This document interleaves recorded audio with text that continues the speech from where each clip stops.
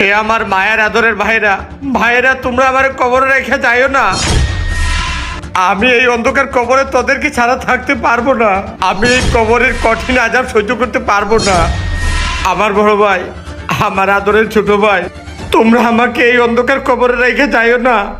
আমি এই আযাব সহ্য করতে পারবো না। আমার কবরে রেখে যাইও না বড় ভাই। তুমি আমার কথা শুনতেছো না?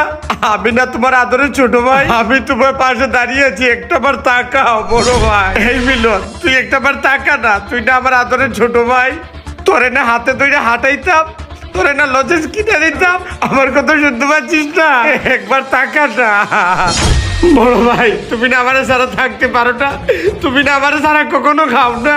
তুমি না মাথার কাপ পায়ে ফেলাইয়া অনেক কষ্ট করে আমার মানুষ করছো। এখন কিভাবে এই অন্ধকার কবরে রেখে যাবা?